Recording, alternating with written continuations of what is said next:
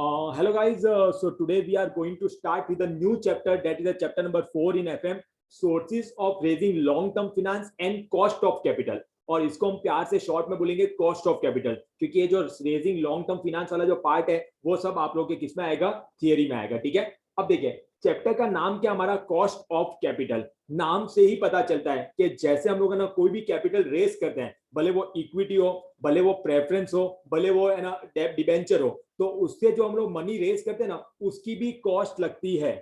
क्या लगता है? उसकी भी कॉस्ट लगती है।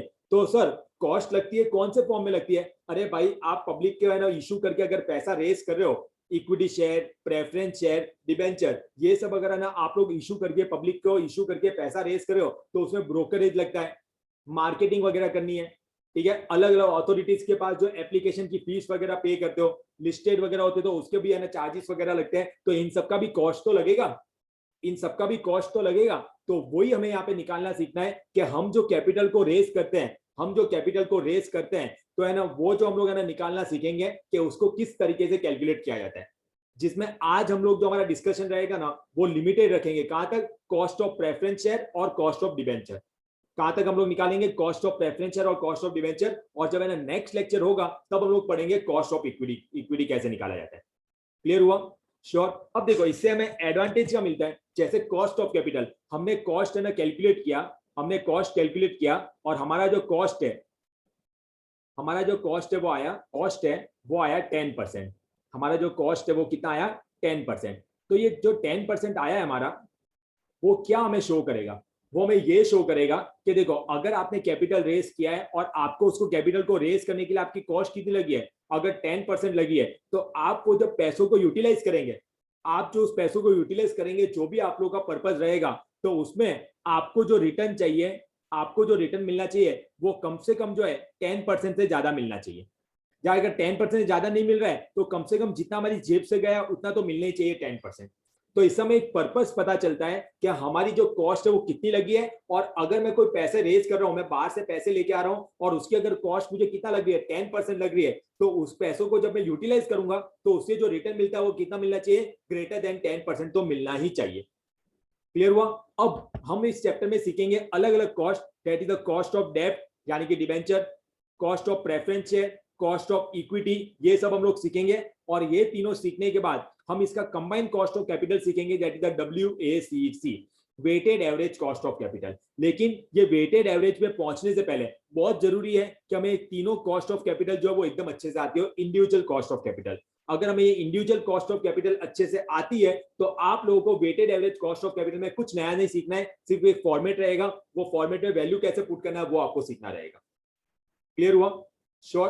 तो चलिए विदाउट वेस्टिंग अवर टाइम हम लोग है ना आज स्टार्ट करते हैं हमारा पहला topic, that is the cost of डेब्ट। कॉस्ट ऑफ डेब्ट दैट इज द KD, इसको हम किससे मेजर करते हैं? KD, कॉस्ट ऑफ डेब्ट। क्लियर हुआ?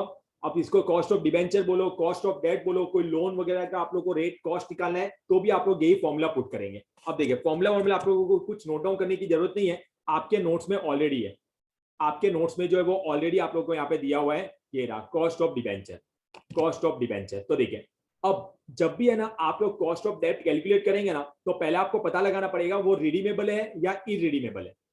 क्या पता लगाना पड़ेगा? रिडीमेबल या इरिडीमेबल। थोड़ा सा शॉर्ट में मैं आप लोगों को मीनिंग बता देता हूं। रिडीमेबल डिबेंचर किसे कहते हैं और इरिडीमेबल डिबेंचर किसे कहते हैं? रिडीमेबल मतलब कि क्या हो गया, एक कंपनी है जिसने डिबेंचर को इशू किया, एक कंपनी है जिसने क्या कर दिया, डिबेंचर को इशू किया, और ये बोल के कुछ सालों के बाद, कुछ सालों के बाद हम ही आपके पास से डिबेंचर वापस खरीद लेंगे। Getting my point? मतलब कंपनी ने डिबेंचर इशू किया और बोला 10 साल का रिडीमेबल टाइम पीरियड है, तो क्या हो जाएगा, 10 साल होंगे और कंपनी उस डिबेंचर को खुद ही वापस खरीद लेगी। कंपनी उस डिबेंचर को क्या करेगी, खुद ही वापस खरीद लेगी। उसको हम बोलते हैं रिडीमेबल डिबेंचर, उसको हम लोग क्या बोलते हैं, रिडीमेबल डिबेंचर। तो सर इरिडीमेबल क्या हुआ, जो कंपनी वापस नहीं खरीदेगी। ठीक है, कंपनी ने इशू कर दिया, कंपनी वापस नहीं खरीद रही है, तो वो कौन सा हो जाएगा, इरिडीमेबल डिबेंचर। तो सर कंपनी अगर वापस नहीं खरीद रही है और हमें अगर बेचने हैं तो कहां पे बेचेंगे भाई? स्टॉक एक्सचेंज किस लिए काम आएगा? Stock market. आपको बेचने हैं, किसी और को लेने हैं, तो आप डायरेक्टली उसको दे दियो। क्लियर हुआ? तो इरिडीमेबल डिबेंचर में इस तरीके से ट्रेडिंग होगी। क्लियर? अब सबसे पहले जब हमारा सम आएगा ना, अच्छा इसके ये जो थियरी वाला पार्ट है आपके कंपनी लॉ, सिक्योरिटी लॉ, वहां पे हम डिटेल में पढ़ेंगे रिडीमेबल, इरिडीमेबल और ये सब। ठीक है, अभी यहाँ पे हमें क्या फाइंड करना, हमें यहाँ पे किस पे फोकस करना है कि उसकी कॉस्ट कैसे निकाली जाती है। तो सबसे पहले हमें ये पता लगाना पड़ेगा वो रिडीमेबल है या इरिडीमेबल है। अब मैं आपको एक ट्रिक सिखा रहा हूं, जो ध्यान से सुनिएगा।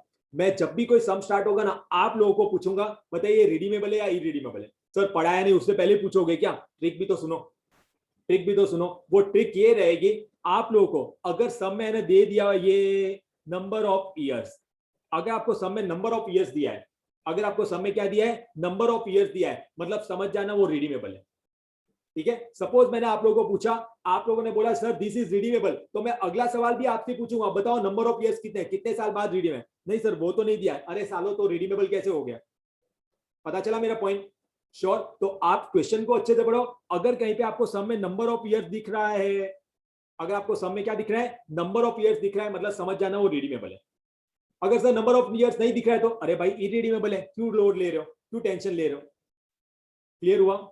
श्योर। चलिए एकदम आराम से फॉर्मूला पे फोकस करते हैं। फॉर्मूला क्या है? फॉर्मूला ये है के डी। अच्छा ये के और डी जो है हमें पता ही है ऑलरेडी, ये डी चरणों में है, ऐसा मत लिख देना के और डी एकदम सेम नहीं है, के और डी चरणों में।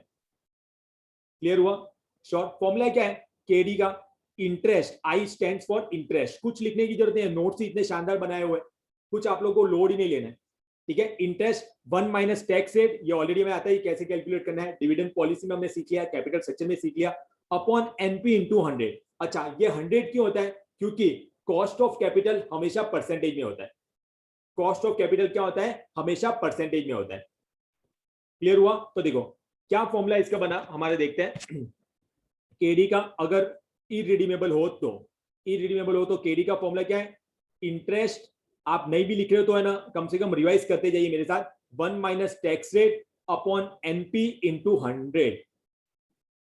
क्लियर? अच्छा यहाँ पे आई स्टैंड फॉर इंटरेस्ट, ये तो हमें पता ही है, टैक्स रेट। अच्छा एनपी क्या होता है सर? एनपी ये मैं आप लोगों को सम में बताऊंगा एनपी क्या होता है, नेट प्रॉफिट्स क्या होता है, क्योंकि उसका एक तरीका होता है जो मैं आप लोगों को डायरेक्टली सम में क्लियर करूंगा, और सम तुम लोग आज ही करने वाले, डोंट वरी, लोड मत लो। क्लियर हुआ? चलिए नेक्स्ट हमारा आता है, अगर सर रिडीमेबल हो तो देखो ये पार्ट तो कॉमन, इंटरेस्ट 1 माइनस टैक्स।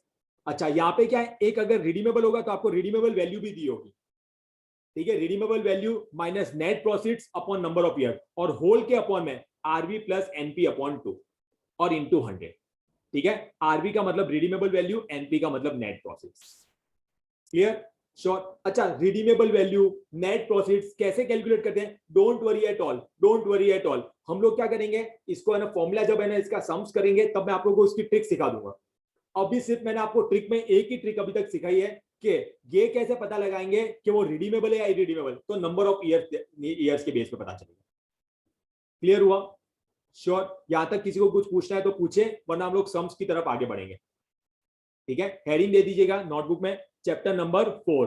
ये पूरा अगर नाम नहीं भी लिखना हो तो सिर्फ दे दिया शॉर्ट में, cost of capital, chapter number 4 cost of capital. Clear? अच्छा ये हमारा थोड़ा थियरी बार रीड कर लेते हैं, आप लोग लिखते हो तब तक। ये स्टार्टिंग में मैंने थोड़ी इसकी थियरी भी दे दी है। देखो cost of equity plus cost of preference plus cost of डेब्ट, सबको मिला के हम लोग बोलते हैं कॉस्ट ऑफ कैपिटल। ठीक है, and cost of capital is the cost incurred by the company to raise the funds from various sources. जो मैंने आप लोगों को बताया ना, कॉस्ट ऑफ कैपिटल मतलब जो कंपनी को पैसे रेज करने के लिए भी जो पैसा पे करना पड़ा, that is the cost of capital. और इससे क्या पता चलता है कंपनी को, ये cost of capital is the minimum rate which a company must earn on its investment so as to maintain the value of the company.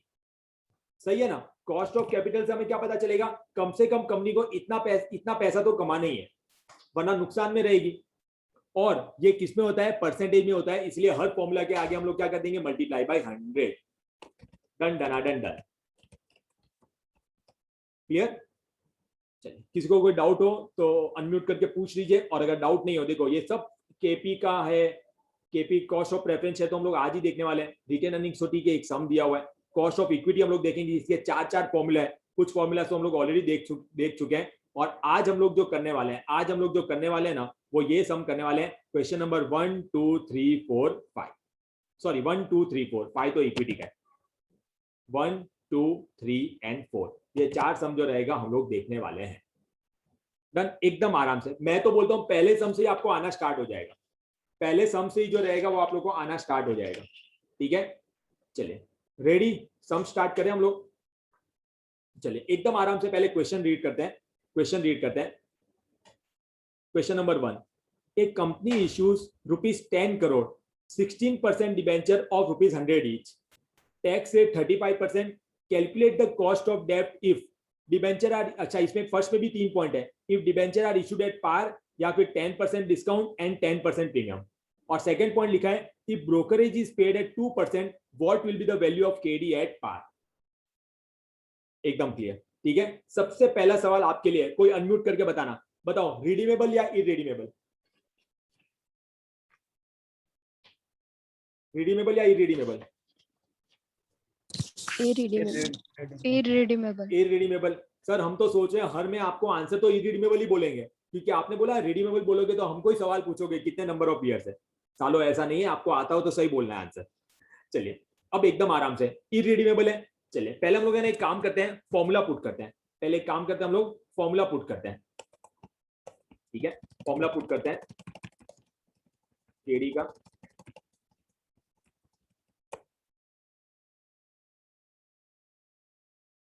KD question number 1 KD. अच्छा पहला सम एकदम अच्छे से समझ जाना, ठीक है, क्योंकि ये जितने से अच्छे से आएगा 1 minus tax rate upon NP into 100।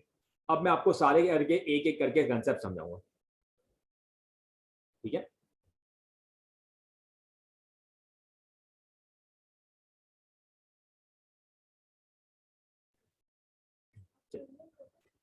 KD is equal to 1 minus tax rate upon NP into 100। पहला सम एकदम आराम से, एकदम आराम से, एकदम आराम से, बिल्कुल लोड नहीं लेना है, बिल्कुल लोड नहीं लेना है, मैं आपके साथ हूं। अच्छा साहब अच्छे से सुनना।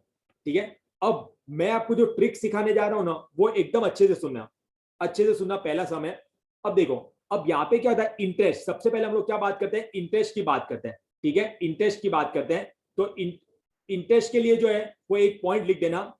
इंटरेस्ट के लिए मैं आपको एक पॉइंट लिखा रहा हूं, नोट्स में भी लिख देना है, नोटबुक में कहीं पे ऊपर लिख देना। Interest is always calculated on, interest is always calculated on face value. जब कंपनी कोई डिबेंचर या शेयर या कुछ भी इशू करती है तो उसकी एक फेस वैल्यू होती है। ठीक है, तो हमें हमेशा ध्यान रखना, इंटरेस्ट जो रहता है वो हमेशा फेस वैल्यू पे कैलकुलेट होता है। क्लियर? अब बहुत सारे स्टूडेंट्स क्या करते हैं पता है, इसको डिफिकल्ट बना देते हैं। हम लोग डिबेंचर का, मुझे समझना, यहाँ पे देखना, हम लोग है ना डिबेंचर की यहाँ पे कॉस्ट निकालनी है। तो यहाँ पे है ना क्वेश्चन में क्या लिखा हुआ है, एक कंपनी इश्यूज ₹10 करोड़ 16% डिबेंचर और ₹100 ईच। ठीक है, तो यहाँ पे आप लाखों शेयर्स का कॉस्ट निकालो तो भी वो कॉस्ट आएगा, वो एक डिबेंचर का आ रहा है। लेकिन अगर हम उसको पहले से कैलकुलेट ही एक डिबेंचर की कॉस्ट का करें तो बात तो वही होगी ना। अगर मैं 1 लाख है ना डिबेंचर का वैल्यू लिख के और फिर है ना कॉस्ट निकाला तो उससे भी हमें कॉस्ट ऑफ डिबेंचर मिल रहा है, और एक डिबेंचर की वैल्यू से कॉस्ट निकालूंगा तो भी उसकी कॉस्ट ही पता चल रही है ना मुझे। तो है ना, हम लोग फुल वैल्यू पे नहीं, हम लोग हमेशा एक डिबेंचर, एक शेयर और एक प्रेफरेंस शेयर की वैल्यू कैलकुलेट करेंगे। आप एक का लो या लाखों का लो, आंसर तो सेम ही आएगा। ठीक है, उसमें क्या ध्यान रखना है, अगर आप इंटरेस्ट हो गया, अगर ये एक डिबेंचर का ले रहे हो तो नीचे जो आप वैल्यू लिख रहे हो नेट प्रॉफिट, वो भी आप लोग को एक डिबेंचर की ही लेनी है। क्लियर? अगर यहाँ पे फुल का ले रहे हो, तो यहाँ पे भी पूरी वैल्यू लेनी है। मैं आपको पहला सम करवाता हूं, आप लोगों को क्लियर हो जाएगा। ठीक है, एक और पॉइंट, नेट प्रॉफिट किसे कहते हैं? सर आप कुछ ट्रिक की बात कर रहे थे, मैं आपको कुछ ट्रिक सिखाऊंगा। अब नेट प्रॉफिट अच्छे से सुनना। नेट प्रॉफिट क्या होता है कि जब हम लोग है ना कुछ भी इशू करते हैं, डिबेंचर इशू किया, इक्विटी इशू किया, प्रेफरेंस शेयर इशू किया, तो इशू करने के टाइम मेरे हाथ में जितना पैसा आया, इशू करके टाइम मेरे हाथ में जितना पैसा आया वो हम लोग लिख देंगे नेट प्रॉफिट्स में। फॉर एग्जांपल, अगर जो है 100 रुपए का डिबेंचर है और मैंने अगर उसको एट पार इशू किया है, कैसे इशू किया है, एट पार, तो मेरे हाथ में 100 रुपए है। अगर मैंने उसको प्रीमियम पे इशू किया है, 10% प्रीमियम, किस पे इशू किया है, 10% प्रीमियम पे इशू किया है। ठीक है, तो मेरे हाथ में कितने रुपए है, 110, तो मैं नीचे लिखूंगा 110। क्लियर? अगर मैंने उसको 10% डिस्काउंट में इशू किया है तो मैं लिख दूंगा 90। तो इन शॉर्ट नेट प्रॉफिट का मतलब at the time of issue, मैंने इसको इशू करके मेरे हाथ में कितना पैसा आया वो हम लोग यहाँ पे लिख देंगे। क्लियर हुआ? शॉर्ट। अब आप क्वेश्चन देख सकते हैं, एक कंपनी इशू 16% डिबेंचर, यहाँ पे 16% का मतलब क्या होता है, इंटरेस्ट रेट। ठीक है, ऑफ ₹100 ईच, ठीक है, मतलब फेस वैल्यू कितनी है, 100 रुपए, tax rate 35%, calculate cost of debt if debenture are issued at par. चलिए अब यहाँ पे प्रॉपर्ली हेडिंग देते हैं हम लोग।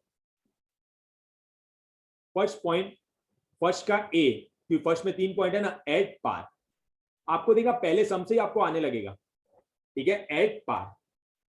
चलिए अब देखिए केडी इज इक्वल टू, ठीक है, इंटरेस्ट तो देखो, अब हम लोग यहाँ पे क्या लिखा है, 100 करोड़, बाढ़ में जाए, हमें मतलब ही नहीं, हम एक डिबेंचर की वैल्यू के बेस पे लेंगे। सर किसी सम में अगर फेस वैल्यू नहीं दिए तो अज्यूम कर लेंगे, आप फेस वैल्यू को कुछ भी अज्यूम कर सकते हो, 10 अज्यूम कर सकते हो, 100 अज्यूम कर सकते हो, क्योंकि जो अज्यूम करे उसी का तो परसेंटेज लेंगे, ठीक है। अब यहाँ पे तो दिया हुआ है, खैर कितना दिया हुआ है, 100 रुपीज का है, तो 100 का 16% कितना होता है, 16, इससे आपकी लाइफ एकदम ईजी हो जाएगी, ठीक है। अब ये एक डिबेंचर का है, तो आप नीचे जो वैल्यू लिखेंगे नेट प्रॉफिट्स, वो भी आपको एक डिबेंचर की लिखनी पड़ेगी, ठीक है।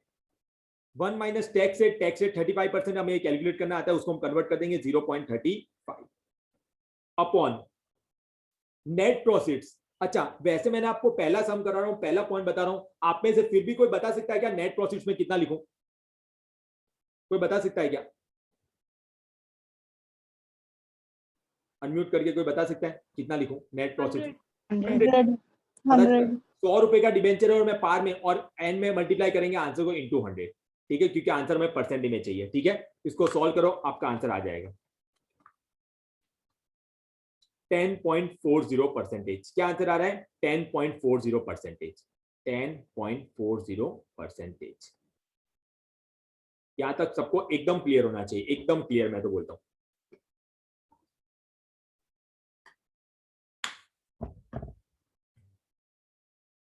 क्या हम लोग आगे बढ़ सकते हैं,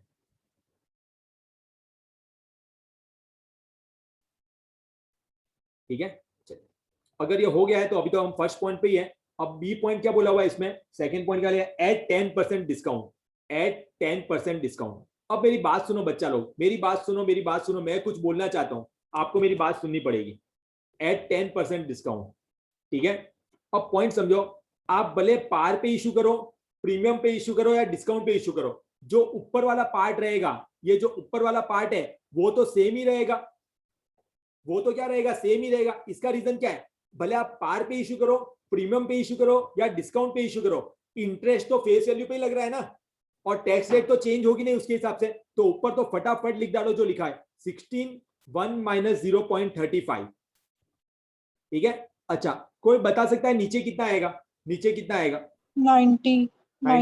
मुझे ऐसा क्यों फील आ रहा है, मैं अकेला सम कर रहा हूं, आप लोग सब करके बैठे हो, मुझे ऐसा फील हो रहा है, ठीक है। चलिए कोई नहीं, मैं धीरे धीरे चलाऊं, मैं कछुए की चाल चलता हूं ना, धीरे धीरे। 100 माइनस 10, पहला सम इसलिए इज्जत से पूरा लिख दो, 100 माइनस 10 इंटू 100। क्या आप इसको कैलकुलेट करके मुझे आंसर बता सकते हैं, आपका आंसर कितना आ रहा है, 11.56%. 11.56% is the correct answer, 11.56%, ठीक है। और इसका सी पॉइंट, फर्स्ट में ही अभी तक हम लोग, इसका सी पॉइंट, ठीक है, क्या लिखा है, एट कितना percent premium, 10% premium, at 10% premium.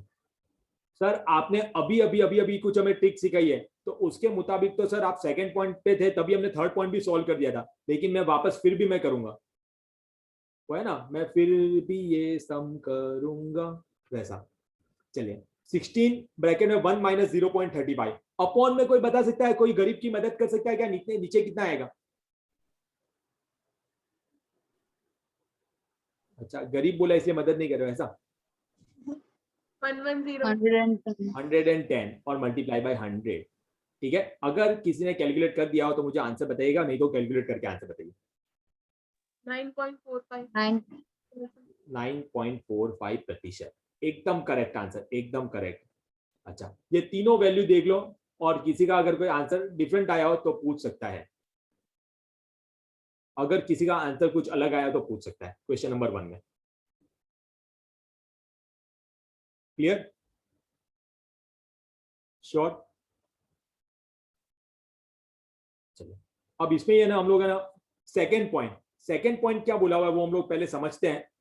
देखो सेकंड पॉइंट क्या लिखा है, if brokerage is paid at 2%, what will the value of KD at par मतलब अगर हम एट पार पे इशू कर रहे हैं, अगर हम लोग क्या कर रहे हैं एट पार पे इशू कर रहे हैं और मैं ब्रोकरेज पे कर रहा हूँ 2%, 2% अगर मैं ब्रोकरेज पे कर रहा हूँ तो क्या वैल्यू होगी केडी एट पार की, तो क्या वैल्यू होगी केडी एट पार की। ठीक है, तो पॉइंट समझो, पॉइंट समझो, पॉइंट समझो। ठीक है, चलिए हेडिंग देना ब्रोकरेज एट 2%, ब्रोकरेज।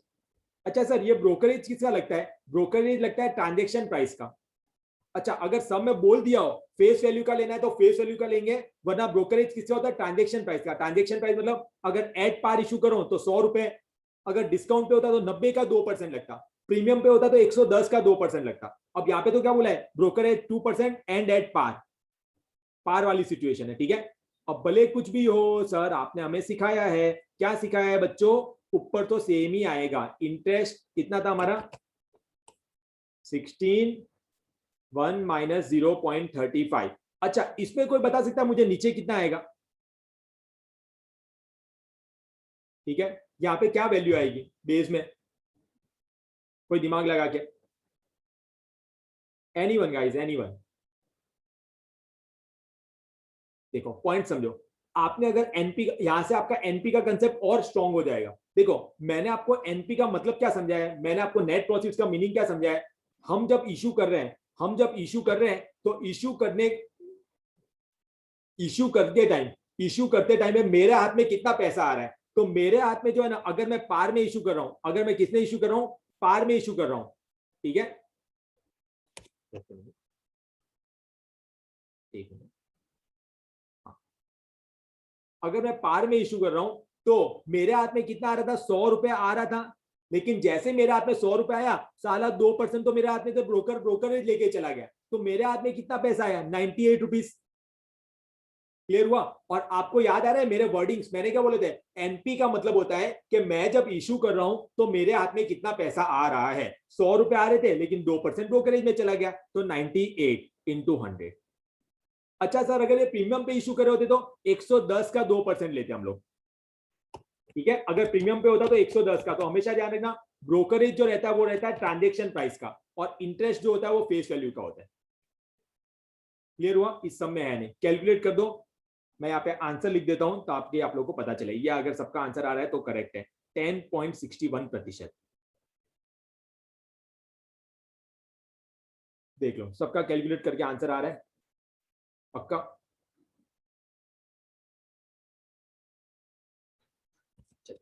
अब हम देखते हैं क्वेश्चन नंबर 2। क्वेश्चन नंबर 2 देखिए क्या लिखा है। एक्स लिमिटेड इशू 12% डिबेंचर और ₹100 ईच एंड रियलाइज ₹95 पर डिबेंचर। अरे सम, ये सर ये सम वाले कितने अच्छे हैं सर, इन्होंने दे दिया है, हमने 100 रुपए का डिबेंचर का हमने इशू किया और कितने रुपए आए हमारे पास 95 रुपीज। तो ये क्या हो जाएगा एनपी, 95 क्या हो जाएगा NP. Clear. Debentures are redeemable after 10 years at a premium of 10%, tax rate 50%, calculate KD. अच्छा आप में से कोई बता सकता है क्या, क्या ये सम है वो कौन सा है, रिडीमेबल या इरेडीमेबल, रिडीमेबल या रिडीमेबल रिडीमेबल। ठीक है, और नंबर ऑफ ईयर्स भी यहाँ पे 10 years दिए हुए हैं। क्लियर। अब देखो जब भी रिडीमेबल आए ना, रिडीमेबल आए तो मैं आपको एक तरीका सिखा रहा हूं, वो लॉन्ग कट जरूर होगा, मेरी बात अच्छे से सुनना, लेकिन आपके रॉन्ग होने के चांसेस बहुत कम हो जाएंगे। ठीक है, मैं तो बोलता हूं ना के बराबर हो जाएंगे, ना के बराबर हो जाएंगे। सबसे पहले क्या करने का, जब भी है ऐसा रिडीमेबल आए ना, तो पहले मैं उसके लिए जो भी चाहिए वो सब चीजें लिख के रख दो ना, लिख के रख दो। जैसे कि हमें सबसे पहले चाहिए इंटरेस्ट, सबसे पहले हमें क्या चाहिए इंटरेस्ट। ठीक है, तो कोई बता सकता है इंटरेस्ट कितना आएगा,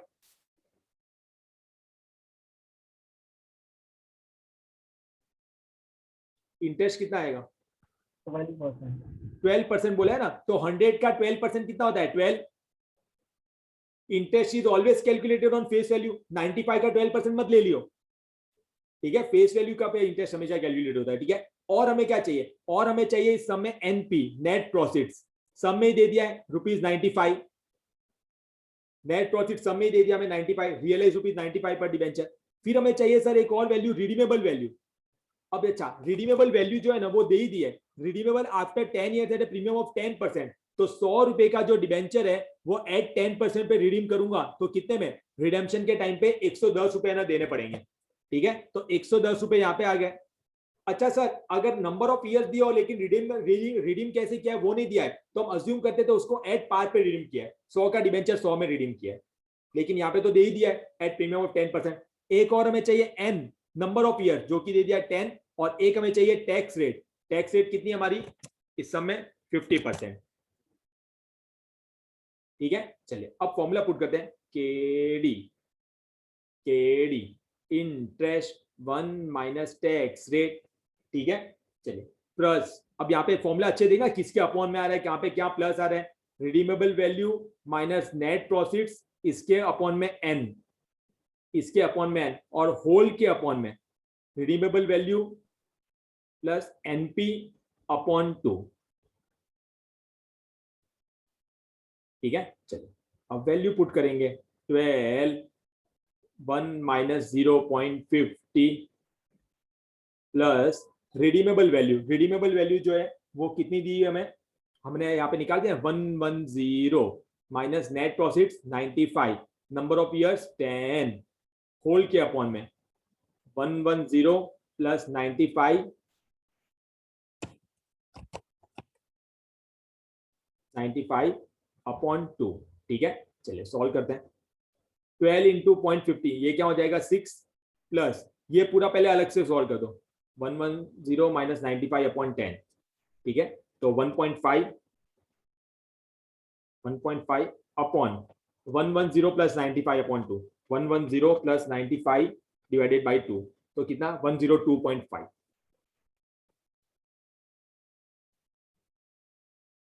102.5।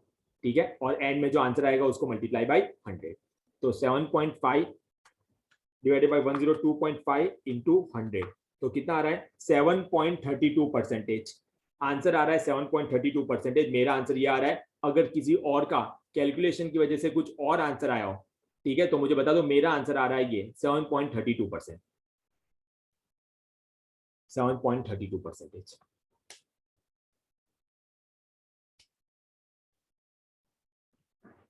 क्लियर हुआ?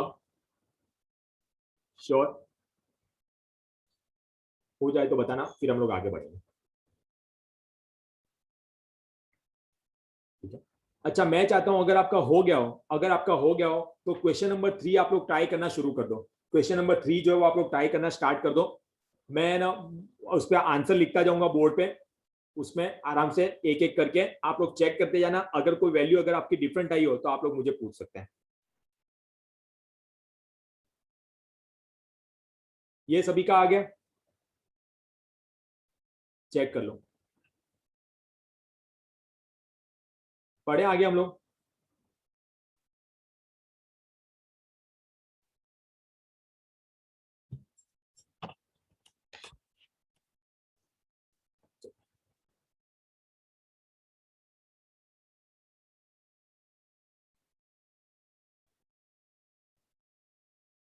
नेक्स्ट, एक बार क्वेश्चन नंबर 3 मेरे साथ रीड कर लेते हैं एक बार, ताकि अगर आप लोगों को कोई प्रॉब्लम आए तो पता चल जाए। A company issues rupees 10 lakh 12% debenture or rupees 100 each, n is equal to 7 years. Tax rate 35%, calculate KD if debenture are issued at par, 10% discount and 10% premium। अच्छा सर, ये रिडीमेबल तो है क्योंकि क्या दिया है, नंबर ऑफ ईयर्स दिए हुए हैं। रिडीमेबल तो है क्यों, क्योंकि सम में नंबर ऑफ ईयर्स दिए हुए हैं। क्लियर हुआ, नंबर ऑफ ईयर्स दिए हुए हैं। लेकिन सर यहाँ पे है ना ये भी बोला हुआ है, ये तो है ना एनपी हो गया, ये जो पॉइंट है ये तो किसके रिलेटेड है, एनपी के रिलेटेड है। सर रिडीम कैसे किया वो दिया ही नहीं है, तो हम क्या एज्यूम करेंगे, रिडीम कैसे किया होगा एट पार। रिडीम कैसे किया होगा एट पार, यानी कि इन तीनों ही केस में रिडीमेबल वैल्यू कितनी आएगी 100। इन तीनों ही केस में रिडीमेबल वैल्यू कितनी आएगी 100। ठीक है, कुछ बोला ही नहीं है तो हम उसको क्या अज्यूम करेंगे कि उसको रिडीम कैसे किया एट पार, 100 का डिबेंचर 100 में। क्लियर हुआ? श्योर? चले आप लोग पहले ट्राई करिए, मैं भी धीरे धीरे जो है वो आपको बताता जाऊंगा इसका आंसर। किसी की कोई वैल्यू अगर अलग आए तो आप लोग मुझे पूछ सकते हैं।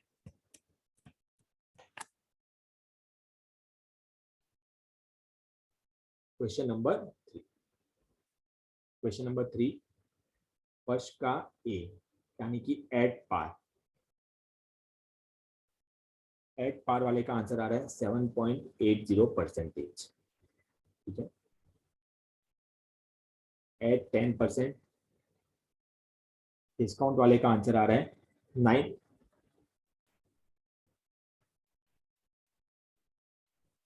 9.72%. C. At 10% premium. तो मेरा डिस्काउंट वाला आंसर नहीं है। डिस्काउंट वाला नहीं आ रहा है, मैं चेक करवा देता हूँ, डोंट वरी, मैं वैल्यूज चेक करवा देता हूँ।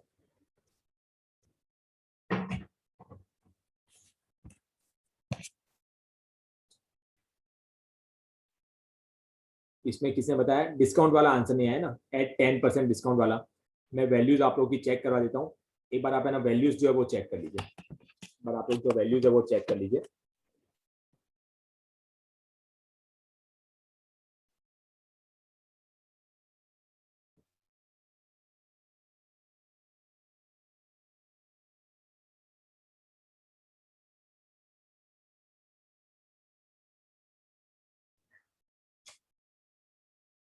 टेन परसेंट डिस्काउंट वाला जो है, मैं एक बार आपको बताता हूँ। केडी ऊपर वाला पार्ट तो सेम ही आएगा, पार प्रीमियम डिस्काउंट 12 1 माइनस 0.35, नहीं इसमें चेंज होगा, इसमें चेंज होगा क्योंकि डिस्काउंट है ना। Plus redeemable value, redeemable value 100, मैंने ऑलरेडी आपको बता दिया। डिस्काउंट है तो एनपी कितना होगा 90/7 और होल के अपॉन में 100 प्लस 90/2, ठीक है, इंटू 100। ये वाला जो है उससे आपका आंसर आ जाएगा, इससे आपका आंसर आ जाएगा, ठीक है। मतलब यहाँ पे रिडीमेबल वैल्यू 100, नेट प्रॉफिट। अच्छा ये अगर प्रीमियम होगा तो नेट प्रॉफिट कितना हो जाएगा 110, नेट प्रॉफिट कितना हो जाएगा 110 प्रीमियम वाले। और पार वाले में अगर प्रीमियम हो, मैं लिख देता हूँ ये। अच्छा यहाँ पे चेक करना, अगर आपका आंसर नहीं आ रहा है, ऊपर भी चेंज क्या होना चाहिए और नीचे भी चेंज क्या होना चाहिए। यहाँ पे 110, यहाँ पे भी 110 आएगा, ठीक है। और अगर पार होगा तो क्या आएगा 100। पूरा समझ हो गया यार, ठीक है। और ये जो सेकंड वाला केस है, सेकंड वाला केस है, इसमें आपका एनपी सिर्फ आएगा 98, देख लो एनपी 98। ये प्रीमियम वाले केस में यहाँ पे ध्यान रखना 110 हो रहा है, तो 100 माइनस 110 यानी कि ये प्लस है वो क्या हो जाएगा माइनस हो जाएगा, प्लस माइनस माइनस। ये भाई मैक्स का पार्ट है ये।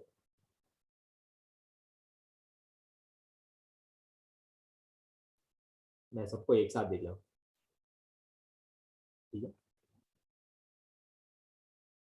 चलिए गाइस, तो आप लोग का वो सम हो गया है। एक सम हमें और करना है सिर्फ कॉस्ट ऑफ प्रेफरेंस शेयर का, ठीक है। और एकदम सिंपल, एकदम सिंपल। अगर आप लोग को डिबेंचर आ गया है ना, तो आप लोग को प्रेफरेंस शेयर में मैं बोलता हूँ कुछ नया याद ही नहीं करना है। देखो प्रेफरेंस शेयर के पहले फॉर्मूला देखते हैं। कॉस्ट ऑफ प्रेफरेंस शेयर जो किससे डिनोट होता है, के पी से, के पी से, क्लियर। इसका फॉर्मूला भी अगेन रिडीमेबल है या इरिडीमेबल है, रिडीमेबल है या इरिडीमेबल है। अब देखो आप लोगों को बताऊं क्या करना है, सच में बताऊं क्या करना है। जहां पे ये है ना इंटरेस्ट 1 माइनस टैक्स, वहां पे जगह सिर्फ लिख देना है डी।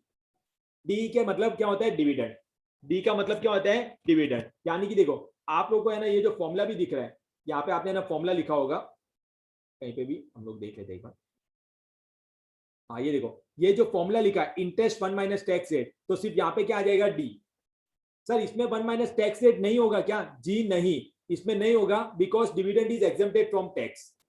तो आप लोगों को सिर्फ क्या कर देना, वहां पे डी लिख देना है, क्लियर। सिर्फ एक सम करते हैं, बाकी उसके रिलेटेड जो सम्स रहेंगे वो मैं आपको होमवर्क में दूंगा, और हम लोग है ना ये आज के लेक्चर को, आज के सेशन को हम लोग कंप्लीट करेंगे, क्लियर। बाकी आप फॉर्मूला देखो पूरा का पूरा सेम, सिर्फ इंटरेस्ट 1 माइनस टैक्स रेट की जगह क्या लिखना है डी। तो मतलब ये तो जो पढ़ा है उससे भी ईजी है, ये तो जो पढ़ा है उससे भी क्या है ईजी हमें, क्लियर। तो देखिए एक और क्वेश्चन देखते हैं हम लोग, क्वेश्चन नंबर 4। क्वेश्चन नंबर 4 देखना। Y Limited issued 14% preference share at face value of ₹100 each, ठीक है, at ₹92 per share and 20 years at par. Calculate KP.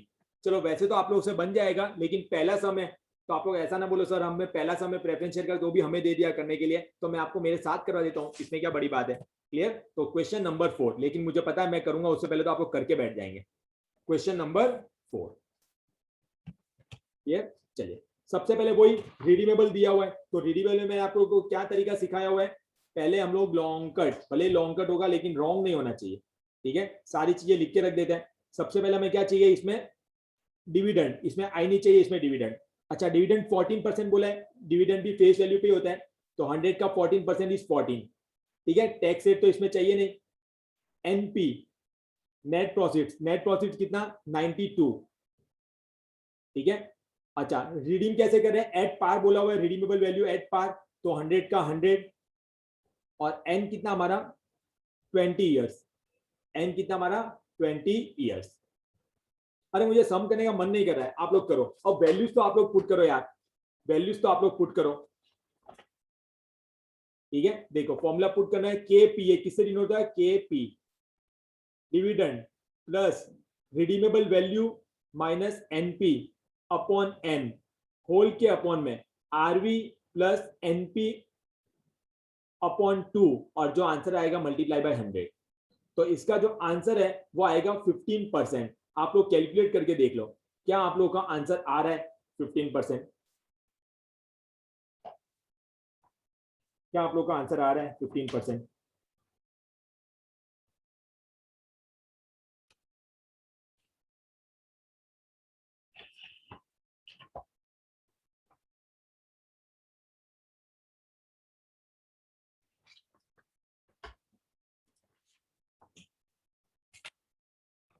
Values भी मैंने आपके सामने लिखी दी है।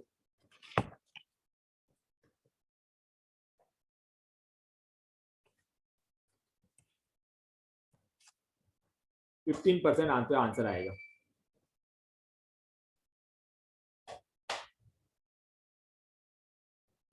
बहुत शानदार, इसमें सम्स इंक्लूड किए गए, आपके मॉड्यूल सब इसमें इंक्लूड कर दी गई है। बस आप सिर्फ प्रैक्टिस करते जाइए।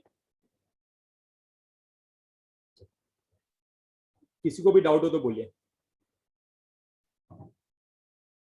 देख रहा हूँ ऑलमोस्ट सभी का सम हो ही गया है। अब मेरी बात सुनिए, अब पहले होमवर्क लिखिए। आज हमने सिर्फ 2 टॉपिक पढ़े, एकदम इजी वाले, एकदम इजी वाले। हमने क्या किया, सिर्फ 2 टॉपिक पढ़े हुए हैं, और वो 2 टॉपिक के आप लोग और सम्स करेंगे, और आपको, और ये जो मैं आपको सम्स दे रहा हूँ, ये देखो आज जो आपको होमवर्क में दे रहा हूँ क्या लिखा है, शॉर्ट सम फ्रॉम मॉड्यूल। ये मॉड्यूल के सम्स है आप लोगों के, ये मॉड्यूल के सम्स है। कल आके हम सबसे पहले क्या पढ़ेंगे, इक्विटी वाला पढ़ेंगे, ठीक है। और ये एकदम छोटे छोटे सम्स, 2-2 3-3 लाइन के सम्स, आप अगर 15 मिनट लेके बैठेंगे सारा होमवर्क हो जाएगा। तो आज आप लोगों को जो होमवर्क में करना है ना, वो आप लोग करके रखेंगे। क्वेश्चन नंबर है ना 7 से क्वेश्चन नंबर 14, क्या करके रखेंगे आप लोग, क्वेश्चन नंबर 7 से क्वेश्चन नंबर 14, 7 8 9 10 11 12 13 14, ठीक है। 7 8 9 10 11 12 13 एंड 14, ये जो इतने सम्स है वो आप लोग जो है वो होमवर्क में करके रखेंगे। इसमें जो 11th है ना, 11 इसका आंसर 6.18% दिया है, इसको कैंसिल कर देना, इसका आपका आंसर आएगा 6.26%, 6.26%। सॉल्व करिए। कोई डाउट आ गया तो कल मैं पहले डाउट सॉल्विंग ले लूंगा, कोई अगर आपका आंसर नहीं आ पाया तो उसका हम डाउट सॉल्विंग ले लेंगे, और फिर हम लोग आगे इक्विटी वाले पार्ट में पढ़ेंगे। Clear? Sure? Thank you so much guys for watching this video.